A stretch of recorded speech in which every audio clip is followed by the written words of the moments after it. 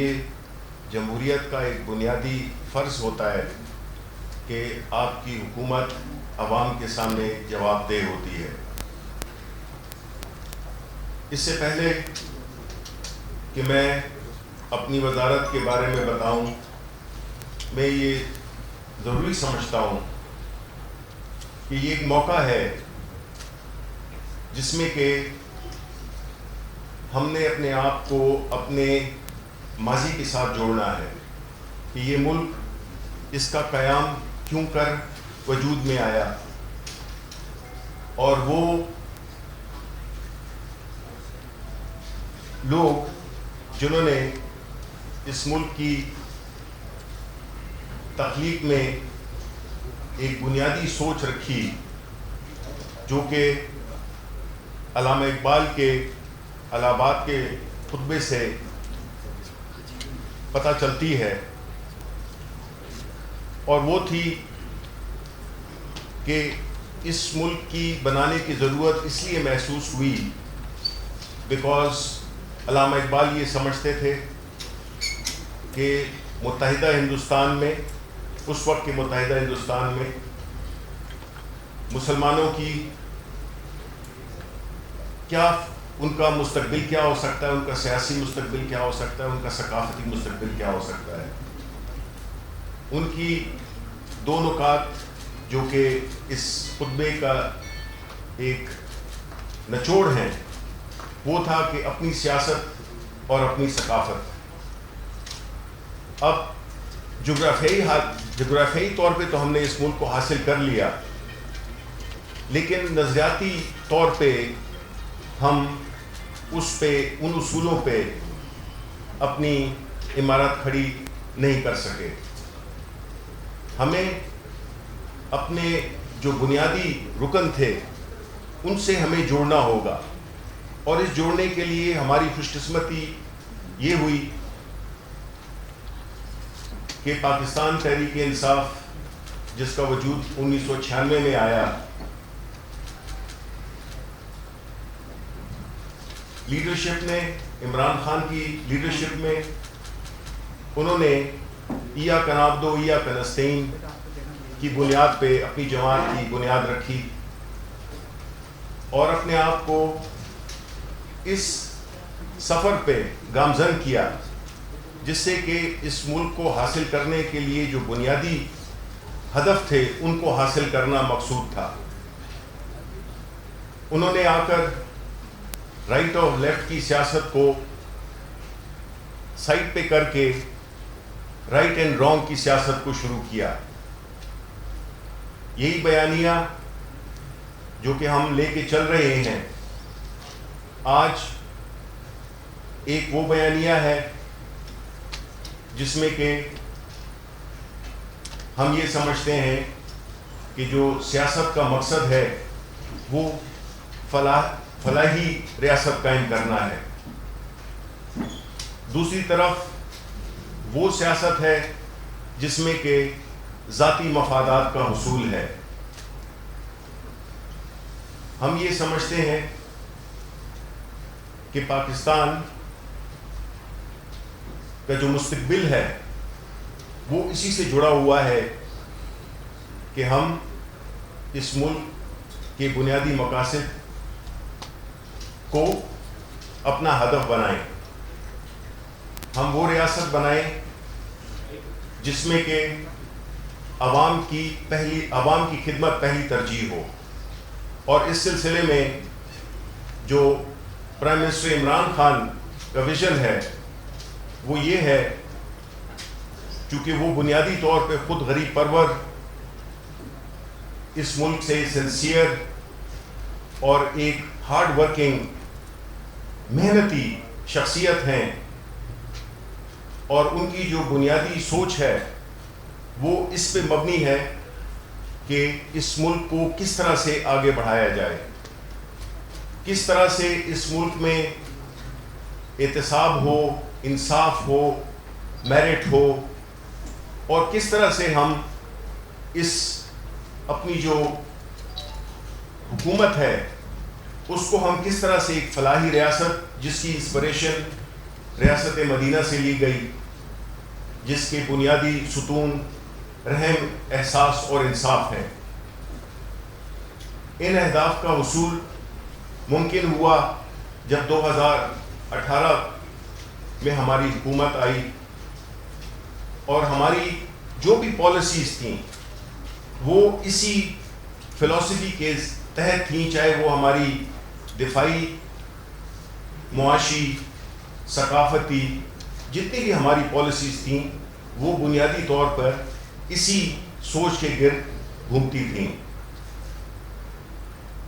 اب ہم یہ سمجھتے ہیں کہ عوام نے جو یہ نیریٹو ہے جس میں کہ بجائے ملک کی خدمت کرنے کے اپنے مفادات کو ترجیح دینا سیاست کو ایک پیشہ بنا دیا گیا تھا، اس سے اب عوام نے ریجیکٹ کر دیا ہے۔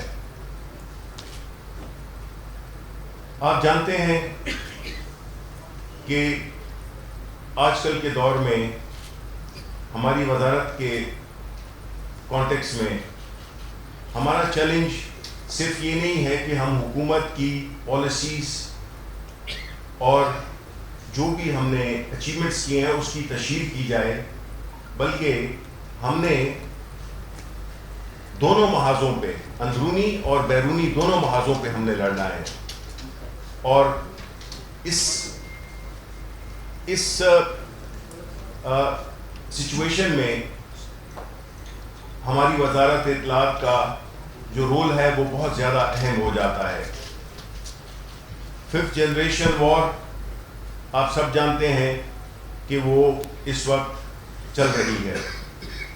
ہمارے دشمن ہر طرح کا نقصان ہمیں پہنچانا چاہتے ہیں، ہماری اکانومی کو ڈسٹروائے کرنا چاہتے ہیں، ہماری جو ملک میں ہے نا امیدی اور افراتفری پھیلانا چاہتے ہیں۔ اس چیلنج کو نپٹنے کے لیے ہم یہ سب سمجھتے ہیں کہ ہماری وزارت اطلاعات پرائم منسٹر عمران خان کی قیادت میں اس جنگ کا بھرپور مقابلہ کرے گی، اور آپ جیسے ساتھی، اب آپ جانتے ہیں کہ یہ دور ایک ایسا دور ہے، سوشل میڈیا کا دور ہے، ڈیجیٹل میڈیا کا دور ہے، جس میں کہ ہر پاکستانی صحافی بن چکا ہے۔ ابھی ہم نے یہ جنگ پورے ملک کے لیول پہ لڑنی ہے۔ یہ صرف آپ کا فرض نہیں، اس ملک میں ہر وہ شہری، ہر وہ صحافی، ہر وہ وزیر اسی جنگ میں ہمارا شریک ہوگا، اور ہم یہ سمجھتے ہیں کہ ہماری جو یہ جنگ ہے وہ انشاءاللہ ہمیں کامیاب کرے گی، اور ہم اس کے ساتھ بحیثیت قوم کوئی سیاسی تقسیم کے علاوہ ہم کوئی بھی اس میں تقسیم نہیں چاہیں گے، اور چاہیں گے کہ ہم بحیثیت قوم اس جنگ کا مقابلہ کریں۔ ہم جب فارن پالیسی میں اپنی اچیومنٹس کو دیکھنا چاہیں گے تو ہمیں ذہن نشین کرنا ہوگا کہ جو ہمارا دائمی حریف ہے اس کا آبجیکٹو کیا تھا، اس کے مقاصد کیا تھے، اور ہم نے کیا حاصل کرنے کی کوشش کی ہے۔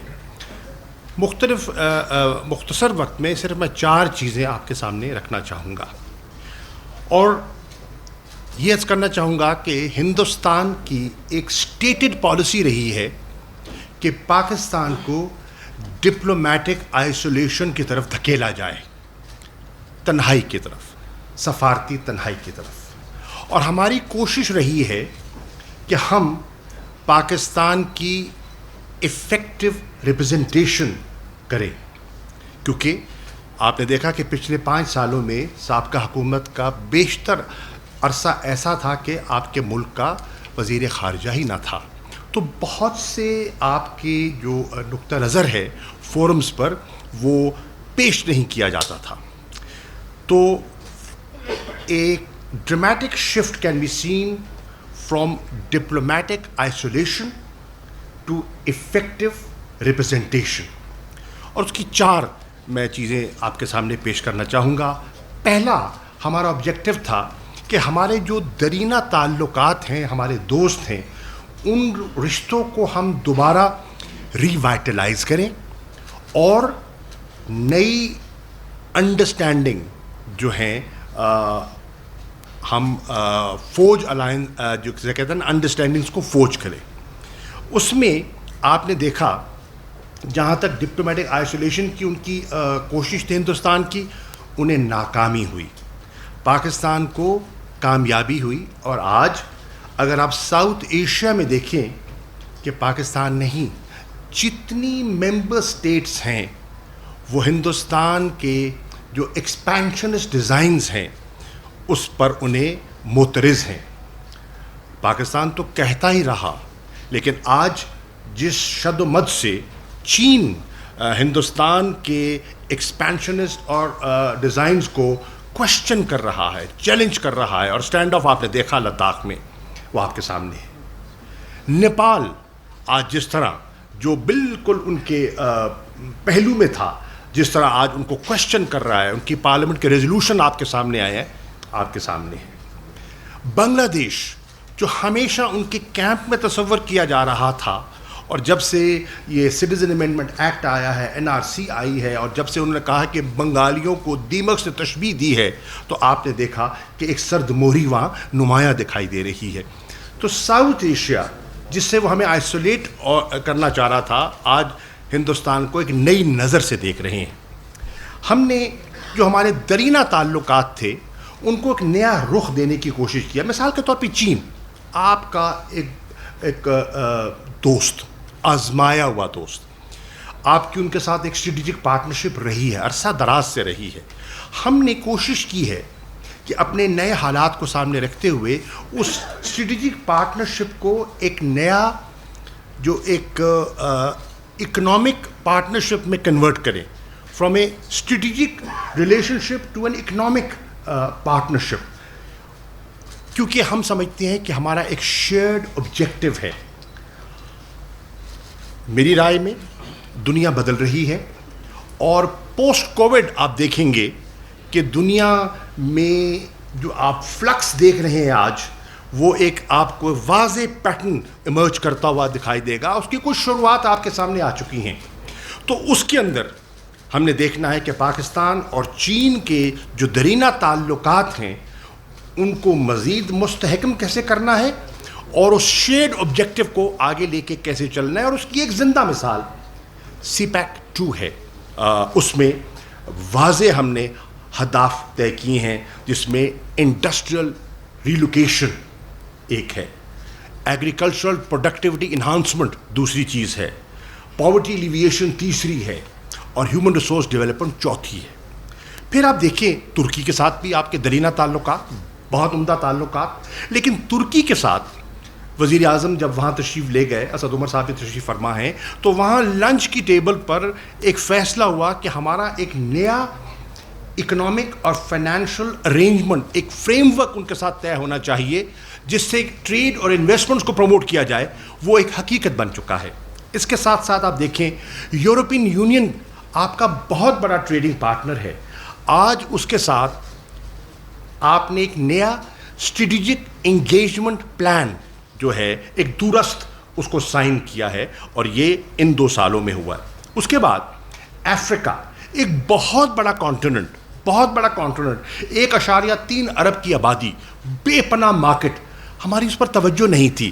ہم نے انگیج افریقہ انیشیٹو لانچ کیا فارن آفس میں. پرائم منسٹر صاحب نے اس کو انوگریٹ کیا، صدر صاحب بھی تشریف لائے، اور اس سے مقصد یہ تھا کہ افریقہ کی مارکیٹ میں ہم اپنا اکنامک فٹ پرنٹ کیسے بڑھائیں. تعلقات بہت اچھے تھے. ان کی جو انڈیپینڈنس موومنٹس میں پاکستان کا جو کردار ہے وہ اس کو تسلیم کرتے ہیں. تو اب ہم نے دیکھا کہ اکنامک ڈپلومیسی سے ہم کس طرح وہ اپنا اکنامک جو پرنٹ ہے، فٹ پرنٹ وہ بڑھائیں. نئے مشنز کھولے جا رہے ہیں اور کچھ کو اپ گریڈ کیا جا رہا ہے. ٹریڈ اور انویسٹمنٹ جو وہاں ہمارے آفیسرز ہیں ان کو تعینات کیا جا رہا ہے. کئی علاقوں سے شفٹ کر کے افریقہ کی طرف موڑا گیا ہے. سب سے پہلے تو جب یہ حکومت آئی تو ایک بحرانی کیفیت تھی. بیرونی اور اندرونی جو خسارے تھے وہ تاریخ کی سب سے بڑی سطح پر اور پچھلے 5 سال جو گزرے تھے اس میں ایکسپورٹس کی جو گروتھ ریٹ تھی وہ 0 رہی اور 20 بلین کا کرنٹ اکاؤنٹ ڈیفیسٹ تھا اور ہمارے جو فارن ایکسچینج کے ریزروز تھے وہ پچھلے 1 سال میں آدھے ہو چکے تھے اور ہمیں ڈیفالٹ کا خطرہ تھا. تو پہلی چیز جو ہم نے کرنی تھی وہ یہ تھی کہ ملک کو کیسے ڈیفالٹ سے بچایا جائے اور کس طرح اس بحران سے فوری طور پہ نپٹا جائے, کیونکہ جو بنیادی وجہ ہماری جو اس بحران کی تھی وہ یہ کہ ہمارے پاس ایک ڈالرز کا کرائسس تھا, یعنی ہم 40 ارب ڈالر اگر امپورٹ کر رہے تھے تو 20 ارب ایکسپورٹ کر رہے تھے اور اس کی وجہ سے ہمارے پہ مستقل ایک بوجھ تھا جو ہمیں ایک ایسی سطح پہ لے آیا کہ ہم نے بوروئنگ کر کے قرض لے کر اپنے آپ کو بہت کمزور کر دیا. تو پہلی سچویشن تو یہ تھی کہ کیسے اس بحرانی کیفیت سے نپٹا جائے اور ملک کو پھر استحکام دیا جائے.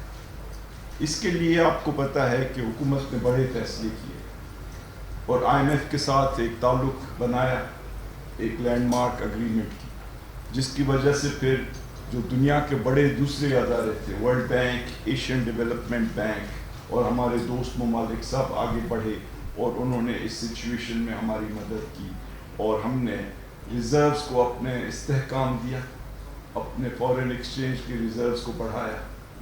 ہم نے جو قرض ماضی کی حکومتوں نے لیے تھے وہ پچھلے 2 سال میں ہم نے 5000 ارب روپے کے ماضی کے لیے ہوئے قرض واپس کی اور ساتھ ہی ساتھ ہم نے کوشش کی, کیونکہ اگر آپ دنیا کی تاریخ کا مطالعہ کریں تو کوئی حکومت, کوئی ملک ایسا نہیں جس نے ترقی کی ہو بغیر دنیا کے ساتھ تعلق بڑھائے. اور ان 2 چیزوں میں ہماری جو پرفارمنس رہی ہے ماضی میں وہ اچھی نہیں رہی. نہ ہم ایکسپورٹس بڑھا سکے ہیں, نہ ہم لوگوں کو قائل کر سکے ہیں کہ وہ یہاں آ کے انویسٹمنٹ کریں. تو اس حکومت نے یہ فیصلہ کیا کہ ہم نے ایک پائیدار بنیاد پہ پاکستان کو آگے لے جانا اور ہم نے بہت مراحل دی ایکسپورٹس بڑھانے کے لیے, جو حماد اظہر صاحب آپ کے ساتھ شیئر کریں. تو ان سب چیزوں کا نتیجہ یہ نکلا کہ یہ جو تجارتی بیرونی خسارہ تھا 20 ارب ڈالر کا, اس کو کم کر کے 3 ارب کیا گیا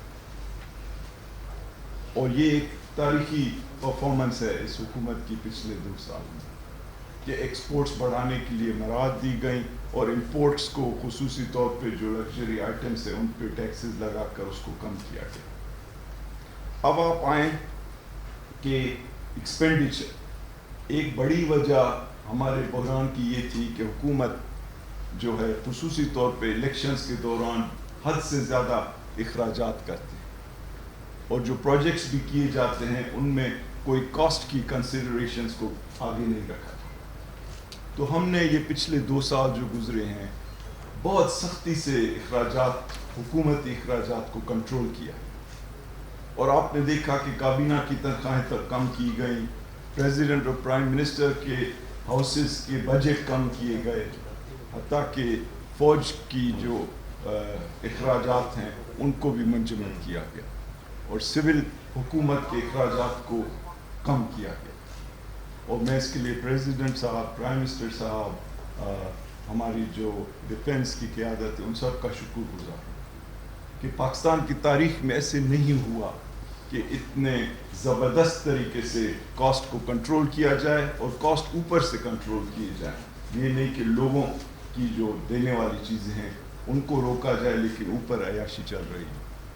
تو ہم نے جو یہ سال گزرا ہے اس میں اسٹیٹ بینک سے کوئی بوروئنگ نہیں کی, کوئی قرض نہیں لیا. ہم نے جو یہ سال گزرا ہے اس میں کوئی سپلیمنٹری گرانٹ کسی ادارے, کسی حکومتی منسٹری کو نہیں دی.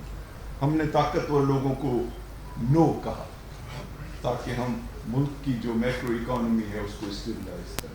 سب سے پہلے کووڈ کے حوالے سے بہت ضروری تھا کہ کووڈ میں ساری دنیا کی انڈسٹری اور کاروبار ڈسٹریس میں جا رہے تھے. پاکستان نے ایک فرق راستہ اپنایا.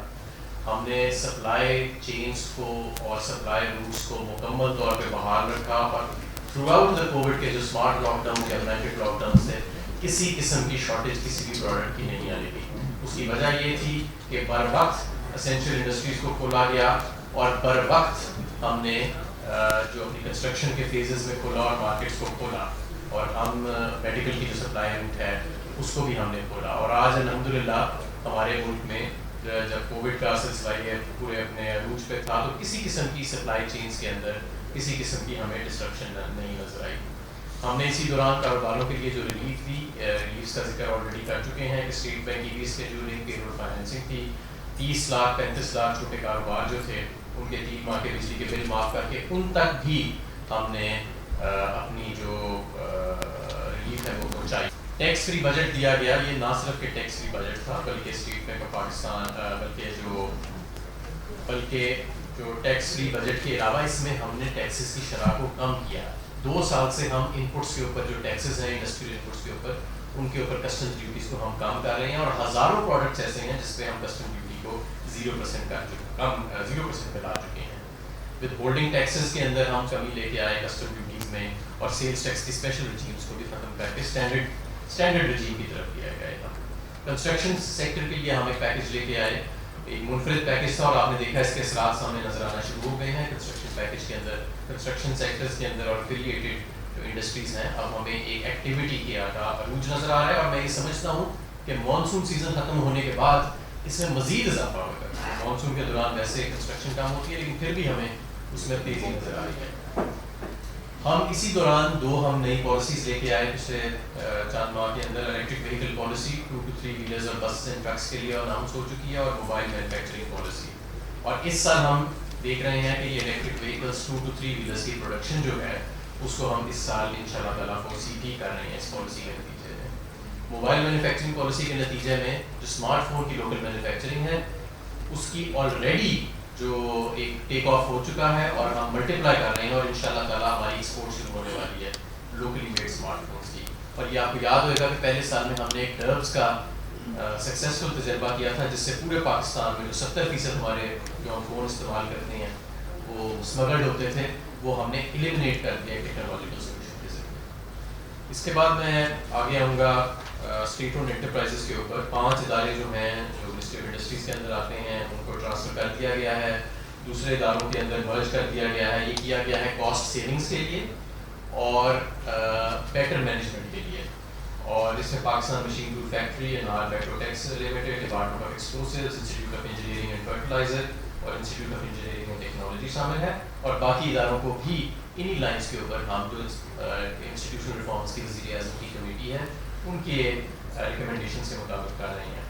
ہم اب کئی ماہ گزر چکے ہیں اس وبا سے ڈیل کرتے ہوئے. اس وقت کی صورتحال اگر میں آپ کو بتاؤں تو پچھلے 2 ہفتے کے اندر ہی صرف اگر ہم نظر ڈال کے دیکھیں تو ہمارے خطے میں ارد گرد کیا ہو رہا ہے, کیونکہ کئی باتیں کی جاتی ہیں. کوئی کہتا ہے موسم کی وجہ سے, کوئی کہتا ہے اس علاقے کے لوگ جو رہنے والے ہیں ان کے اندر کوئی خاص مدافعت ہے, کوئی کہتے ہیں کہ وہ BCG کے انجیکشن جنہوں لگتے ہیں. یہ تمام چیزیں جو مشترک ہیں اسی خطے کے اندر. اس وقت صورتحال پچھلے 2 ہفتے کے اندر یہ ہے کہ اگر آبادی کے تناسب سے ہم دیکھیں تو بنگلہ دیش میں پاکستان سے 4 گنا زیادہ اموات ہو رہی ہیں. 5-7% کا فرق نہیں ہے, 4 گنا زیادہ اموات ہو رہی ہے. بھارت کے اندر اسی 2 ہفتے کے اندر پاکستان سے 12 گنا زیادہ اموات ہو رہی ہے, اور ایران میں پاکستان سے 20 گنا زیادہ اموات ہو رہی ہیں. تو یہ جو فرق ہے وہ بہت ہی ایک واضح اس وقت تفریق نظر آتی ہے کہ اس خطے کے اندر پاکستان میں کیا صورتحال ہے اور باقی کیا ہے. اور اس کو ظاہر ہے صحت کے اگر صرف ہم خیال رکھیں اور اس کو ملک کو بند کر دیں تو معیشت پہ بہت منفی اثر پڑتا ہے. تو معیشت کی سائڈ پہ کیا ہوا اس کو بالکل اگر ایک ہی میں آپ کو مثال دے دوں اسی سے آپ کو اندازہ ہو جائے گا. باقی کچھ تفصیل پہلے بھی بتائی جا چکی ہے کہ مارچ سے جولائی کا عرصہ جو ہے, کیونکہ فروری کے آخر میں اس خطے کے اندر کیسز آنا شروع ہوئے, تو میں کمپیریزن دیکھ رہا تھا کہ مارچ سے جولائی بنگلہ دیش کی, پاکستان کی اور بھارت کی ایکسپورٹس جو ہیں ان میں کیا ہوا پچھلے سال کی نسبت. تو بنگلہ دیش کے اندر جو ایکسپورٹس ہیں وہ پچھلے سال سے 31% ان میں کمی واقع ہوئی, بھارت کے اندر 33% کمی واقع ہوئی, اور پاکستان میں 20% کمی واقع ہوئی. یعنی 1/3 کم نقصان ہوا ہمارا بنسبت بھارت اور بنگلہ دیش کے. اور ہم نے یہ دیکھا جو ابھی ہم نے جائزہ لیا کہ معیشت پہ بھی کم نقصان ہوا اور صحت کے لحاظ سے بھی الحمدللہ اللہ تعالیٰ نے بہت کرم کیا اور بہت بہتر حالات ہیں. تو اب سوال یہ ہے کہ یہ کیوں ہوا, اور 3 چیزیں میرے خیال میں اگر اس کو, اور وہ بڑی بنیادی چیزیں ہیں. یہ پوری 2 سال کی تحریک انصاف کی جو حکومت رہی ہے, عمران خان کی جو حکومت رہی ہے, اس کا اگر آپ جائزہ لیں گے تو یہ جو 2 یا 3 چیزیں ہیں وہ اس کے اندر بڑی بنیادی ستون کے طور پر نظر آتی ہیں, بہت ان کے اوپر بات بھی کی جاتی ہے. پہلی تو جو عمران خان کا ویژن ہے بالکل واضح ان کے ذہن میں, کوئی شک نہیں ہے, کوئی ابہام نہیں ہے ان کے اندر کہ حکومت کا کام جو ہے وہ ملک کے جو کمزور ترین طبقات ہیں ان کی مدد کرنا. پاکستان میں اور میں کہوں گا پاکستان جیسے ممالک کے اندر جہاں جمہوریت انسٹیٹیوشنز کمزور ہوتے ہیں وہاں پہ اشرافیہ کا کنٹرول ہوتا ہے فیصلہ سازی کے اوپر. زیادہ تر فیصلے کیے جاتے ہیں چند لوگوں کی, چند خاندانوں کی بہتری کے لیے. عمران خان بالکل واضح ہیں اور ان کے تمام جتنے بھی اقدامات ہوتے ہیں وہ اس کے اندر آپ کو یہ نظر آتا ہے.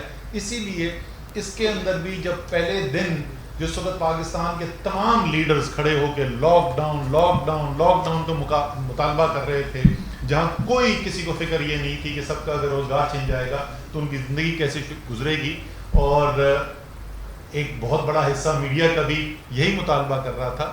اور اس کی وجہ یہ نہیں کہ وہ میڈیا والے جو ہیں وہ کوئی تحریک انصاف کے ساتھ کوئی دشمنی کی بنیاد پہ کر رہے تھے.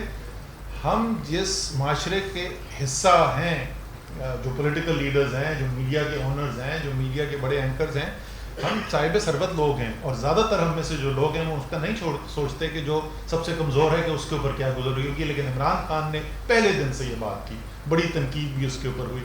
تو میرے خیال میں ایک تو جو بنیادی وجہ بنی کہ ہم نے کیوں مختلف طریقے سے اس وبا کو ہینڈل کیا اور ہم نے جو ایکشنز لیے, وہ ایک اس کا یہ پہلو آیا. اور اس سے جو حماد اظہر صاحب نے جیسے ذکر کیا, ہم نے جلدی فیصلے کیے, بروقت فیصلے کیے, لوگوں کو روزگار مہیا کرنے کے جلد مواقع فراہم کیے.